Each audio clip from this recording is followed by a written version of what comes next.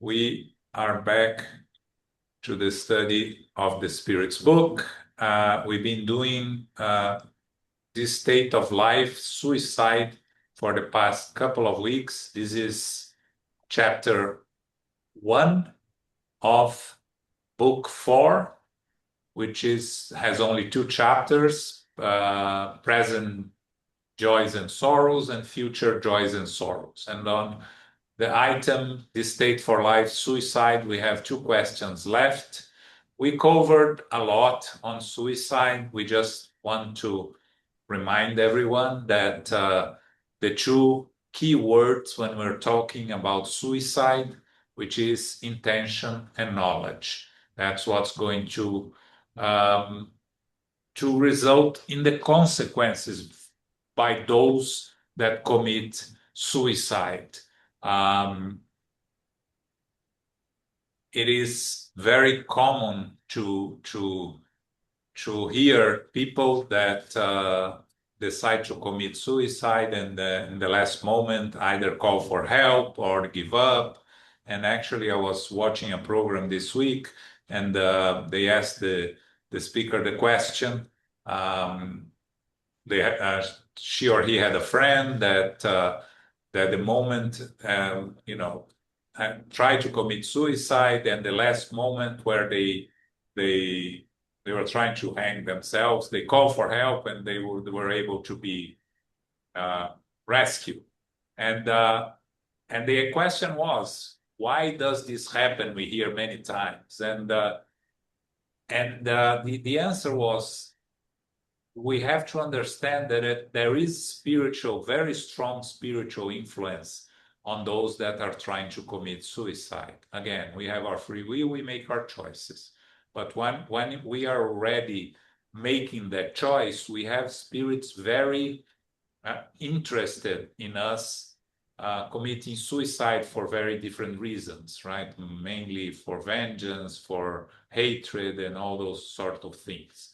But in the final moment, when the person goes for it, they move away from the person to allow the responsibility to be of that person oneself.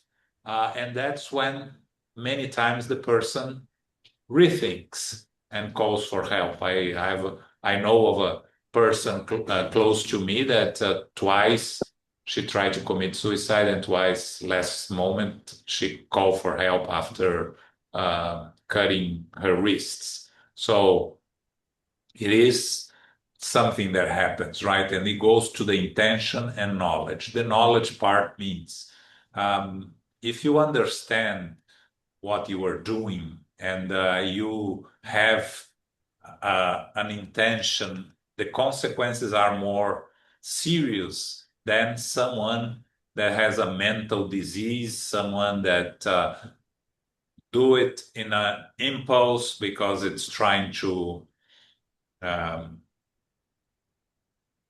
cause harm to oneself and to others, sometimes to cause pain to others. People do that. So we go back to those 2 very important points, and we are going to talk about that in this last couple of questions.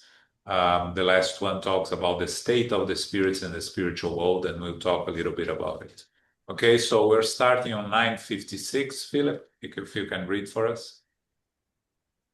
Do those who are unable to bear the loss of loved ones and kill themselves in the hope of rejoining them in the afterlife attain their goal? In such cases, the result of suicide is the opposite of what they desire. Instead of a reunion with their loved one, those who make this sad mistake find themselves separated for a very long time from the precise being they hoped to rejoin. God cannot grant a favor and reward an act that is proof of moral cowardice. It is also an insult, as it shows distrust in God's plans. They pay for their foolishness with sorrows that are greater than those they fancied they were about to shorten, and for which they are not compensated by the satisfaction they hoped to obtain. Okay, so there is a very important case that we'll find in the book Heaven and Hell when talk about suicide, a mother that kills herself in hope of being reunited with her son that died, if I'm not mistaken, in a war. It was a war, or I don't remember correctly. Yeah, but the son died, and the mother commit suicide to hoping to reunite with the son. And there is a communication both from the son and from the mother. They are not together, they are separated. She's very um, disappointed that she wasn't able to be reunited with her son. And the son was sad that he can help the mother, but from a distance, not in person. So he can pray, he can give the support to her from a distance, but he cannot be with her because of the suicide that she commits. So there are many people that commit suicide because they believe that there is nothing after this life. So they commit suicide to end their life that they think it's has no purpose, or there are very different reasons. But there these cases that they kill one a person kills oneself to be reunited with their loved ones. The result, as the spirit says, is really the opposite, because instead of a reunion, they are going to be separated for a very long time, because normally one is in the case of the son and the mother, the son is in a place in the spiritual world, being rescued, being assisted in a hospital, in a spiritual colony somewhere, and the mother goes to the places where most of the suicides go, right? Which is the lower zones, the valley of the suicides, and all these very difficult places. So uh, it is it is a lack of understanding of our condition when we go back to the spiritual world. Of course, for us that are studying spiritism, what the spirits teach us is that that's not the solution. We are going to find exactly the opposite. But again, all the things are taken in consideration. So, of course, the mother that killed herself to reunite with her son, it will take a long time, but her intention was out of love, misguided love, misunderstood love, right? This because it's not having the effect that she wanted, but she is going to be assisted in a way that can help her. It's easier to assist her than to assist someone that does not believe that there is life after death, because one that kills oneself for not believing there is a continuation, what happens is that they become completely confused, right? Because they don't think that they died, because they don't believe that there is life after death of the physical body. They are still alive. They see their body with all the damage that they cause to the body, but they remain for a very long time in a state of confusion. And the book Memoirs of a Suicide, in the very beginning of the book, when Camilo Castelo Branco is describing his experience right after he committed suicide, is exactly that. He thinks that he didn't die, and he wanders around, goes to the cemetery, goes to his house, and without really understanding what's going on. He goes to his house, everything is out of order. He doesn't understand why everything is a mess. He goes to the cemetery, he sees his physical body there. He doesn't understand why he's seeing the physical body. He has no understanding of that, which is, very um, um, disturbing, right? For the spirit. You are there seeing your physical body laying in the tomb, and you don't understand why. So someone that kills oneself in search of something in the spiritual world has it's I'm not saying going to say easier, but it's less difficult to be assisted because they have a different openness to be assisted. But still, it's going to be hard, right? The the romance of Romeo and Juliet, right? That Shakespeare, the work of Shakespeare, that they both killed themselves, and they became a symbol for love, and many couples after the works of Shakespeare have followed them. Um, it is foolishness, right?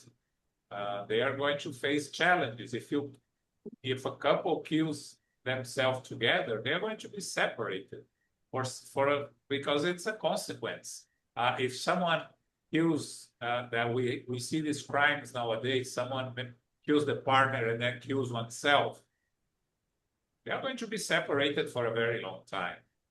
But again, each case is a case, and the consequences are according to intention and knowledge. Okay? But in this case, the individual who commits suicide with the hope of finding a loved one in the afterlife, I think it face more difficult because it's a difficult. Those that is an afterlife. And very often, there's understanding of that afterlife, since it becomes some kind of religiosity. So those individuals, as the Spirit said, it shows a lack of faith in God. So I think the ones that commit a suicide, however, it's an afterlife, and neglects everything that all the book says against committing suicide, because the only religion, so they not against suicide, and go ahead and commit something like that. We'll face perhaps even more difficulty than a 1% materialist who has no idea of anything. At least he can claim ignorance. That was the first step on. Now, yes, I agree that the body should sit out because it does not believe that thinking is bad. But the middle one of the difficulty because of this ignorance. So the other case, you will suffer because now that person has more responsibility. So as an understanding of that life, and some kind of religiosity associated with that belief. Yeah, if you look at all religions condemn suicide, right? There is some fanaticism inside some of the religions that encourage suicide for heroic, so-called heroic acts, and but in general, all religions will condemn suicide. And if you talk about those that commit suicide, we talked about a little bit about the kamikazes last week, right? And this the suicide bombers.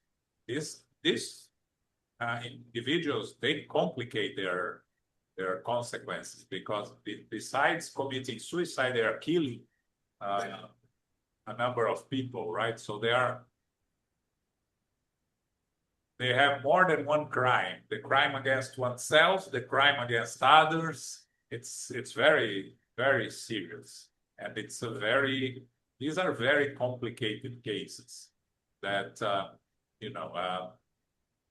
the book Memoirs of a Suicide covers 5 different cases of suicide and the consequences. And one thing that I mentioned the past 2 weeks, and I'm going to repeat today, is for each person that commits suicide, an average of 6 people have suffer immediate consequences: partners, siblings, children, parents.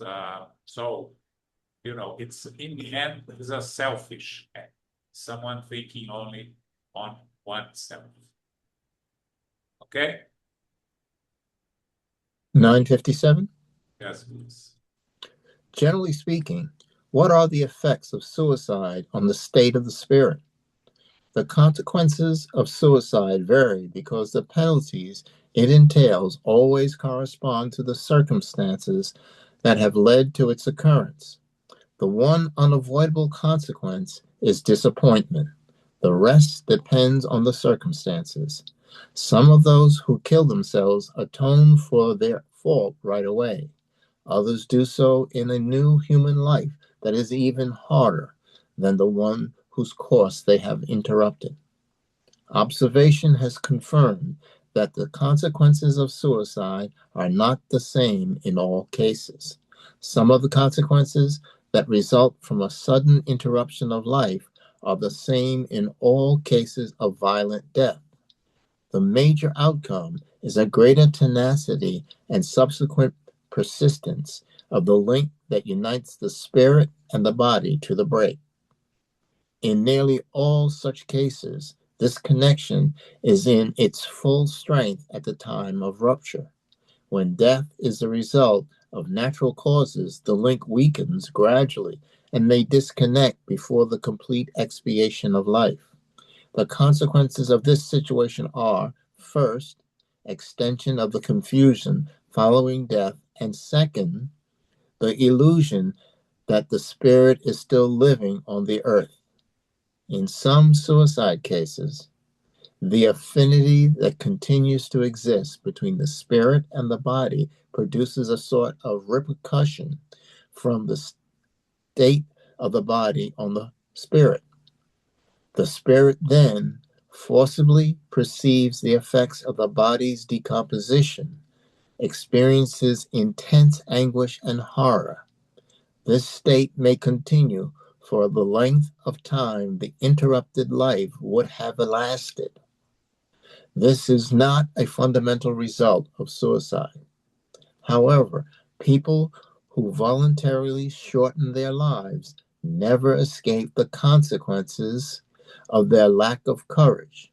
In one way or another, eventually, they must make amends for their faults. In this manner, some spirits who were very unhappy on earth reveal that they committed suicide in previous lives as well. The voluntary and voluntarily submit to new trials to try to bear them with resignation. In some cases, the result of suicide is a sort of connection with matter, from which they vainly try to break free in order to ascend to happier worlds. Something blocks them from accessing these realms. In other cases, they regret the futile deed, and from which they have gained nothing but disappointment. Religion, morality, and every philosophy condemns suicide as contradicting the law of nature. They all stress the principle that who have no right to shorten our lives voluntarily. We have no right to shorten our lives voluntarily. Nevertheless, why do we not have the right? Why are we not free to put an end to our suffering?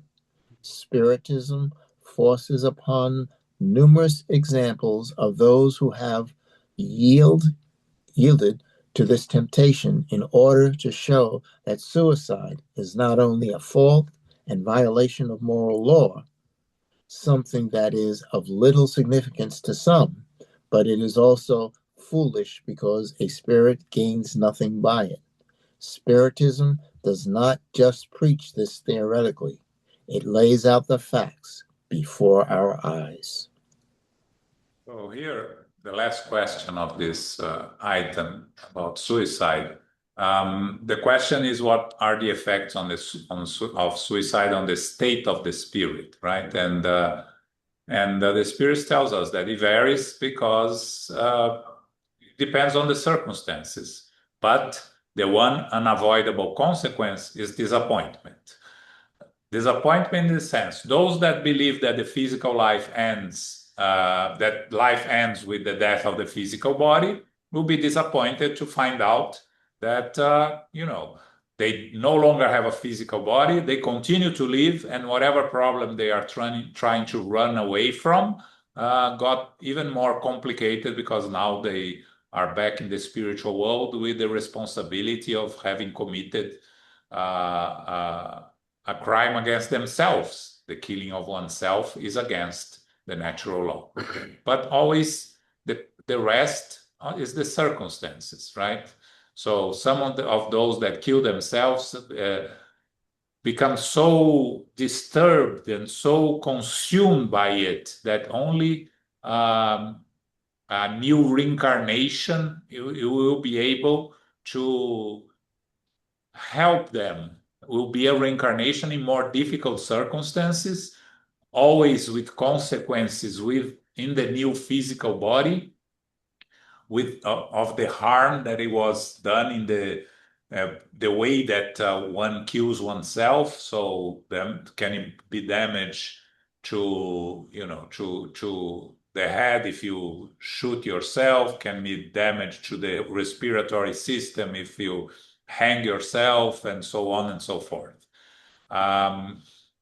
So there is always consequences, of course. We always have to take into consideration the intention and the understanding. But then Kardec, the first was the comment from the spirits, and then Kardec talks about the observation that he's making, and that the consequences of suicide are not the same in all cases. One major outcome is the persistence of the link that unites the spirit and the body, that it becomes difficult to break. In the book Memoirs of a Suicide that I mentioned before, one thing that Camilo Castelo Branco mentions is that apparently he has this link that he doesn't understand with his physical body that he cannot explain, and that he sees others in the cemetery, others that have committed suicide, but that others with these links with the physical body. Because when you die of natural cases, the link is gradually weakening until when you die, there is almost no link, and the spirits assist in removing that. When you die as a result of an accident, that it was not your intention, these links are very strong, but the spirits provide the assistance in removing these links and disconnecting the physical body from the spirit. But in the case of suicides, it's not a punishment, it's a natural consequence of the fact that you went against the natural law, divine law, and you committed a crime against yourself, that these links are going to be still there for a period of time that varies. Again, it depends on each person, but many will feel the physical body decomposing without understanding what's going on. They have the illusion they are still living, and they cannot make sense of what's happening to the physical body. So the consequence for the spirit is always finding themselves in a worse situation than they were before. Whatever was the problem that they were facing in the physical world, they just made it worse. Of course, if someone commits suicide out of a mental imbalance, not understanding what they are doing, and it happens, they are going to receive a different type of assistance because of how unaware of what they were doing when they committed the act. But in all cases, there are consequences. And then Kardec talks about religion and morality, and every philosophy condemns suicide as contradicting the law of nature. You have that in Catholic Church that you cannot bury or have a mass for someone that commits suicide. It used to be the case. I don't know if it's probably still the case, not all in all churches, but most churches. And there are other religions that also buried in the same cemetery. you cannot be buried in the same cemetery. They used to have the cemeteries next to the church. You could not be buried in those cemeteries. So in general, it was always condemned by religions, the act of committing suicide. There are some cultures that have some customs that, and we discussed last week, right? That the used to have some cultures that the husband died, the woman had to die with the husband.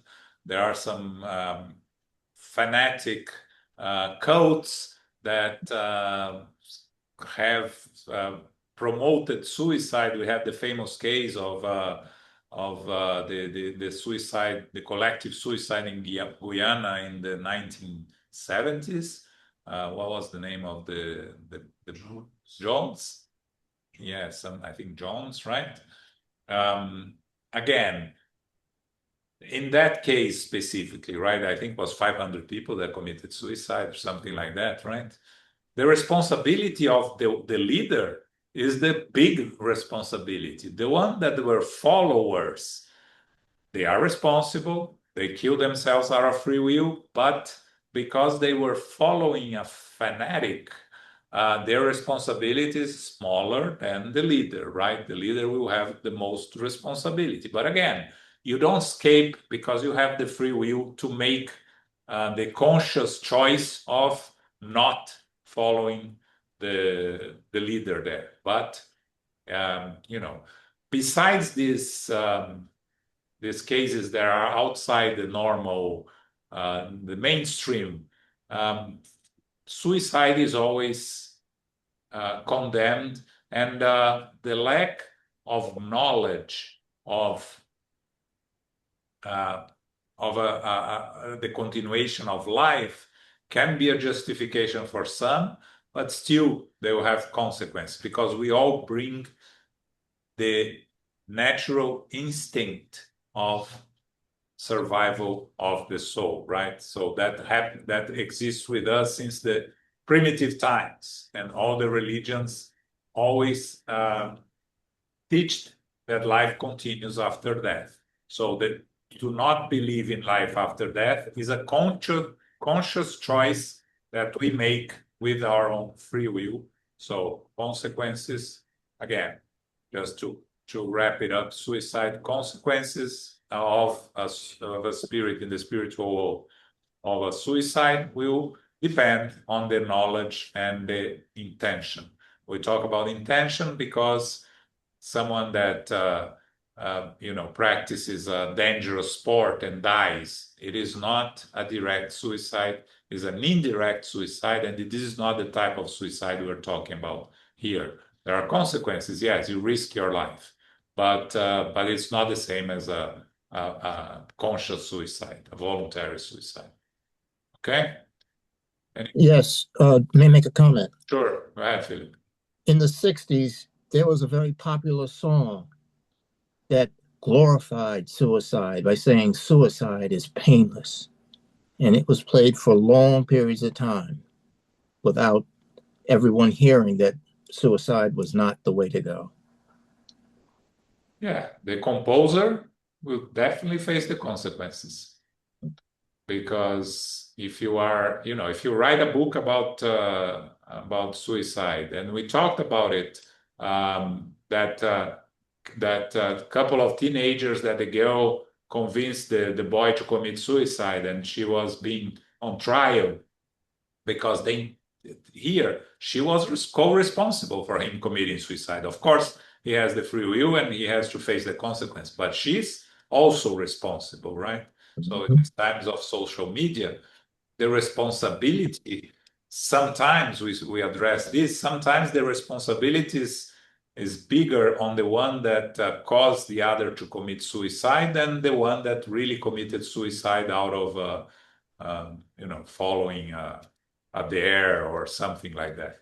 So again, the responsibility is a serious one, but nobody is left alone.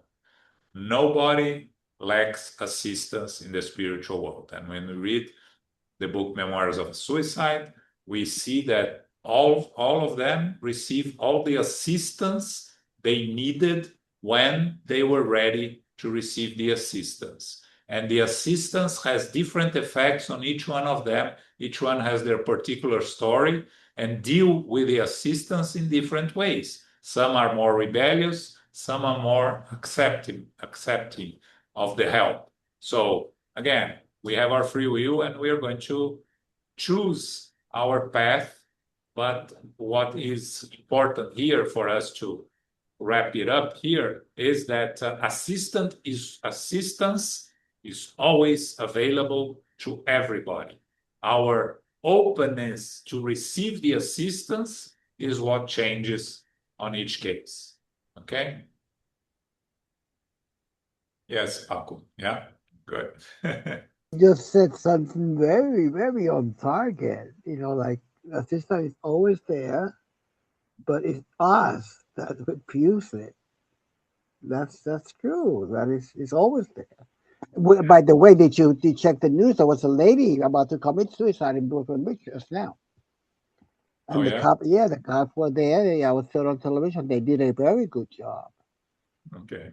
Yeah, Yeah. there are people specialized in help and assist because you need to know what to say, what to do, right? And but it is again, what if we cannot do anything directly, prayer will always help and assist those that are all either attempting to commit suicide or have committed suicide. It's a delicate subject, always hard to discuss, but important for us to understand. Spiritism teaches us the consequences because it tells us from suicides, telling us what happened to them. And the book Heaven and Hell has a whole section on suicides on the second part of the book. This is all testimonies from spirits that came back, happy spirits, evil spirits, and inferior spirits, suicides, different types of spirits. And the ones from the suicide is very interesting. It really covers a lot. Help us The- understand.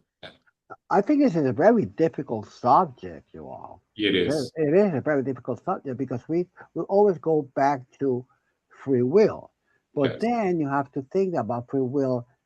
What is does free will carry or involves critical thinking, critical reasoning? It's just a lot of things in that free will. That's just free will. So if the person is lacking critical thinking and ability to reason and logic, it's very difficult. It's very difficult for many people who are down and out, to tell Yeah. you the truth. There is because, as you said before, the help is always there, both in physicality and in the spiritual world. Yeah. But major emphasis we should be placing it should be on that along those lines that the help is always there. Yeah, that's what we try to, because, if you're new to Spiritism, and you start reading about suicide and see, well, Spiritism condemns suicide. Spiritism does not condemn suicide. It explains the consequences. There are serious consequences. You are back in the spiritual world with your spiritual body harmed by the act that you committed, right? And you will carry consequences in your future incarnations. You'll find yourself in the spiritual world in very difficult situation. But the assistance is there. The book Memoirs of a Suicide is very good for those that have the strength to go through it, because it talks about the consequence, but it talks about the help. The responsible for the suicides is the mother of Jesus. It is said in the book Memoirs of Suicide, and we heard from different sources, right? Mary is the one that personally takes care of the team that assists all suicides that happen throughout the world, and we have a large number of suicides every day throughout the world, right? And the number is increasing because we are going through this period of the transformation of the planet back into world of regeneration, moving into world of regeneration. So a lot of the spirits that are having their last chance here, they are, they fall prey of their own inferior thoughts and end up committing suicide to escape from the physical life. And so it's a lot of work being done in the spiritual world to help and assist those. But help is always there. That's what's important for us. Nobody is left alone. But again, like the examples we have here with addicts, right? You can only help an addict if the addict wants to be helped. If they don't, there's very little you can do, right? You can try, you can be there for them, but if they don't want to kick the habit, it's hard, right? And it's the same thing with spirits in the spiritual world. They need to want to be helped, open to receive help. And we see in Nosso Lar, André Luiz, it took him 88 years in the spiritual world. And he was not a suicide, completely lost and without understanding what was going on until he finally sincerely asked for help, and then help was there. And he asked, when he meets his mother, who was already in a more evolved realm, he asked, where were you all this time? And she said, I was always next to you, but you didn't open yourself to receive the help. So a friend of mine, that's also most of the program, that we never knew because he jumped into a subway.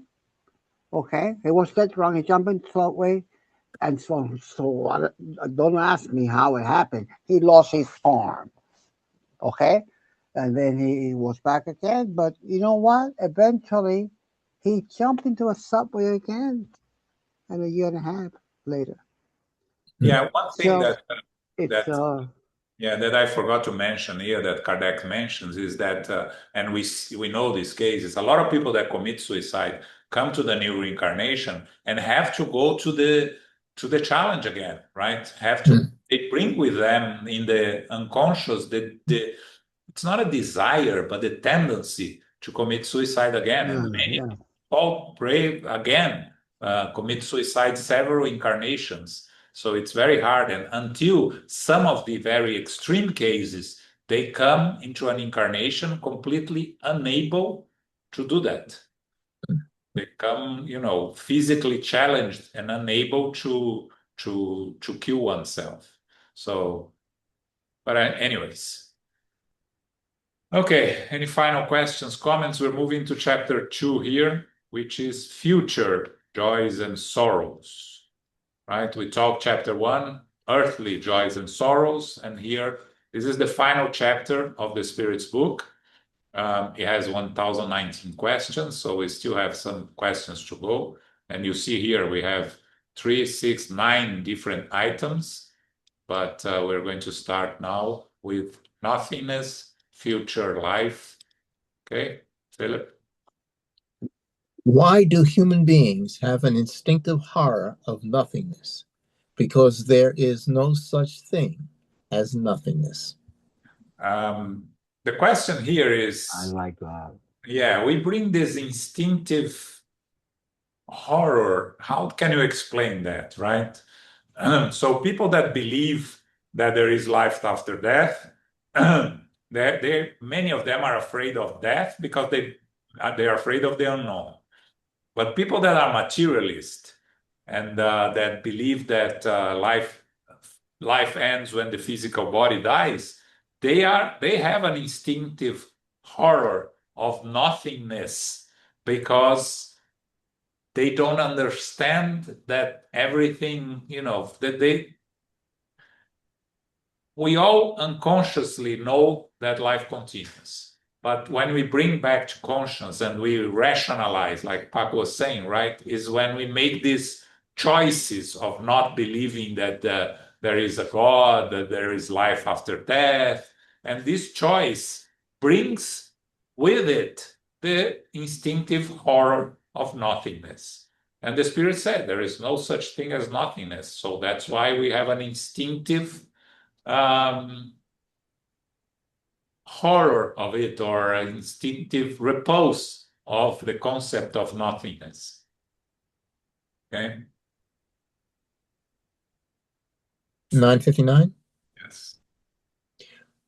From where do we derive the instinctive sense of a future life? We already told you. The spirit knows everything before reincarnation, and the soul retains a vague memory of what it knew in its spirit state.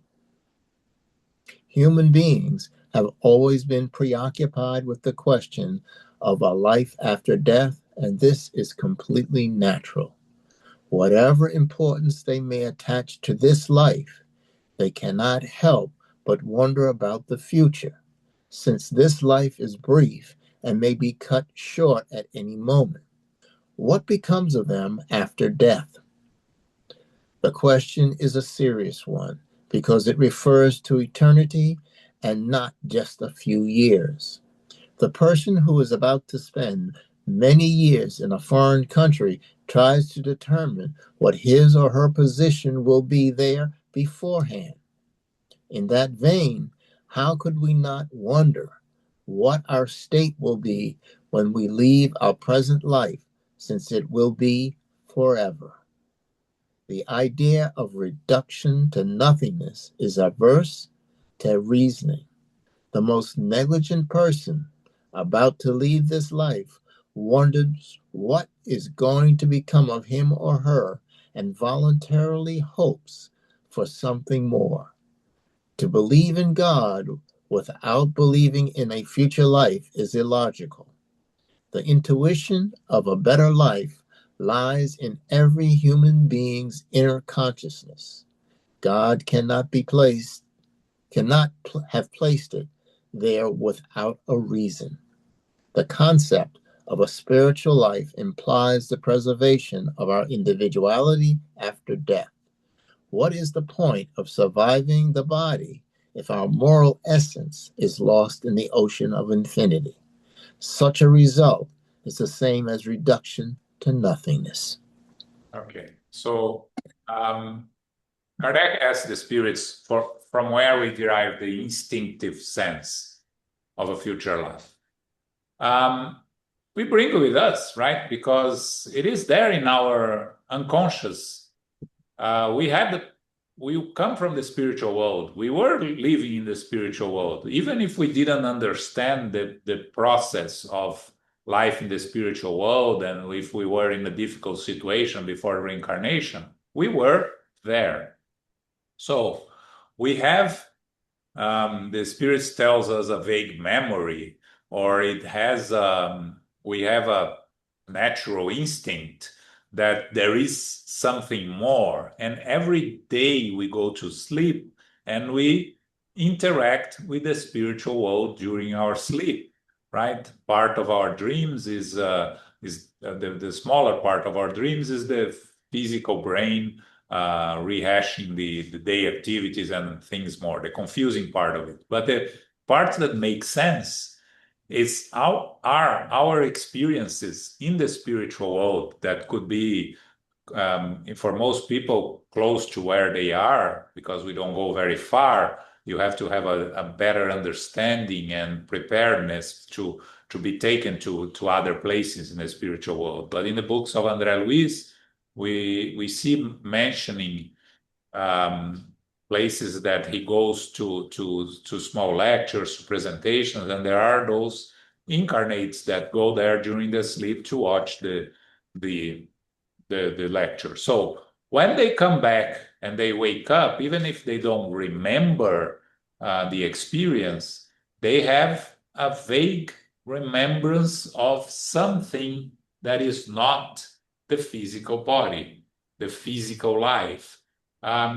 Again, most people, the materialists, the people that do not believe in the spiritual world, they rationalize that dreams is just the brain and that's it. They don't pay attention to it. But those that have a little more of curiosity and try to understand what happens when we sleep, and there are several studies about dreams, of course. Some of them are better than others, but Spiritism explains to us that when we are the physical body sleeping, we are experiencing the spiritual world. So this comes with us, and this is a part of our life. We sleep 1/3, a little less than 1/3 of our existence here, right? So the question of life after death, it's something that has been with us forever. You know, we go to the research they do on primitive inhabitants of Earth. They are going to find drawings that mention the gods and our spirits and everything. So you find it in all cultures, in all that isolated cultures, they have a belief in a spirit or something supernatural. Where does it come from? It comes from something we bring with us, right? It comes with our own instinctive notion of the spiritual world. It is very natural that people wonder what's going to happen when they die, right? I think everybody, to a bigger or smaller, less degree, reflects and asks oneself, is this all? What happens after? If it's not all, where do we go? People are very religious, think of heaven, hell, things like that, right? Or have other definitions of Shangri-La and other things, but it is present everywhere. And after almost 200 years, more than 200 years of science moving away from religion, freeing itself from religion, and trying to prove that God does not exist and that we live in a material world, most of the world still follows some religion and believes in the continuation of the physical life. So if that's the case, where does it come from, right? Why have so many people believe that there is life after death? Because there is something there, right? And as Kardec explains to us here, the idea of reduction to nothingness is averse to reasoning. Even someone that have never thought about death, if they are consciously close to death, they are going to wonder what is going to become of him or her. And again, as Kardec says very well here, involuntarily hopes for something more, right? So for those that believe in God, of course, it comes the belief of a future life. Otherwise, it doesn't make sense to believe in God. You rationalize why God would create this life the way it is, with so many differences, so much opportunities for some, so little opportunities for others. And if we are only going to live one life, Spiritism through reincarnation explains the reason for that. But even without Spiritism, if you believe that the life continues, you are going to wonder, where do we go from here? And we see on our communication with spirits on Mondays in our mediumship meetings, a lot of spirits that when they realize that they are dead, some of them ask if they are, where is heaven? We had some spirit asking, where is Jesus, right? The other day, where is Jesus? I was told I was going to meet Jesus. Where is Jesus? Right? So, we have different beliefs, but we have the understanding that we go back to the spiritual world. But one thing that Spiritism reinforces here is the concept of individuality after death. Because if we remove individuality after death, then it's the same thing of not believing that there is life after death. Because if we go back to a notion of infinity, again, using reason, and Spiritism always asks us to use reason, it makes no sense, right? Why do some people live easy lives, some people live difficult lives, if in the end we all go back to nothing, to a big, I don't know, pool, right? So that's what Kardec is trying to tell us. The concept of a spiritual life implies the preservation of individuality, and individuality is according to, when we study Spiritism, according to how we lived our physical life. We're going to find ourselves in a better or not so good condition. Okay? Any questions here? Because I think we're going to leave intuition of future joys and sorrows for next week. Okay? I think we talked a lot about suicide and this future life, nothingness in future life. And now we're going to go into, if you look at the items here, we're going to see the intervention of God in rewards and atonements, the intuition of future joys and sorrows, temporary atonements, atonement and repentance, duration of future atonements. We're talking about future joys and sorrows. And the last two items, which is the resurrection of the body and heaven, hell, and purgatory, are very interesting. We have close to the end, we have beautiful messages from St. Paul, St. Augustine, and other spirits talking about the life here and the future in the spiritual world. Okay? João? Yes. I now remember what happened on Monday. Okay. Hosanna and I spent about 45 minutes sitting in the C train just before entering 34th Street. Oh, well. So by the time it was finished, they were playing with, maybe we'll back up to the previous station, maybe we'll go forward.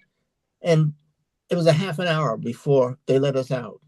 Oh. Sorry to hear about that. Okay. All right. So what we have this weekend? On Saturday, the talk by the United States Spiritist Federation is by Alex Alves from Plenitude Spiritist Center in Orlando. He's going to talk how to overcome life's obstacles. This is by Alexander Alves. The new edition of the Spiritist Review is out, Divine or Natural Law, Conscience. It's available on the International Spiritist Council website.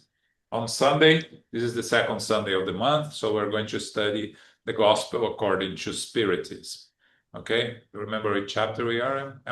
Chapter 2? No, you're gonna finish 3 or start 4? It's finishing 3, starting 4. Okay.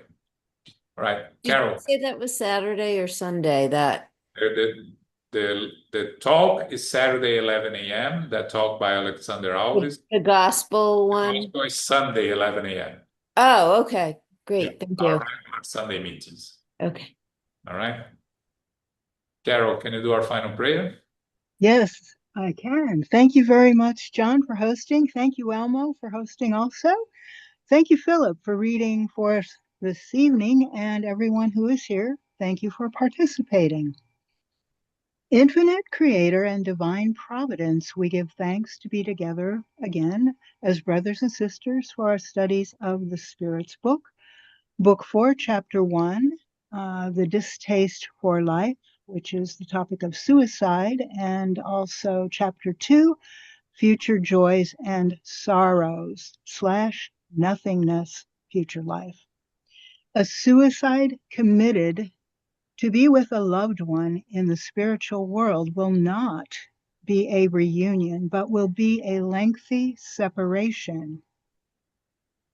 The consequences are based on knowledge and intention, plus faith in God's plans. However, there is always disappointment and lacking courage. Life continues beyond the physical body.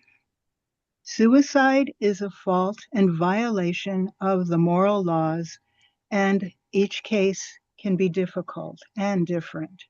The link, as a result, can be very strong between the body and the spirit. It usually makes things worse and will be a setup for a difficult reincarnation in order for a readjustment and a re-education. Assistance, however, is always available for everyone. Prayers will be helpful also. Spiritism explains the consequences factually. We unconsciously know there is a continuity to life. Some may fear that death will be a blank nothingness, which is really against the normal reasoning. Most of us vaguely remember something better exists. We give thanks to the spiritual benefactors and the good spirits for guiding and inspiring us this evening. May we receive the love, light, and peace of Christ within us and for our loved ones, our teachers, our directors, our counselors, our mediums, our workers, and all of our participants. We pray for inner peace and especially now for world peace and for those who are suffering in the physical and spiritual worlds.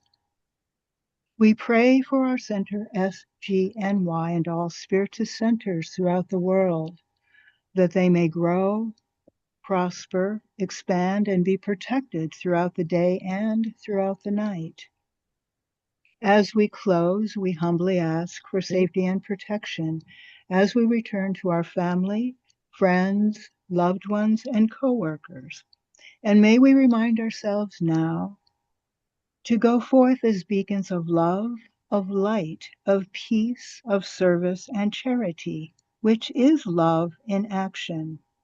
May peace and love prevail. So be it.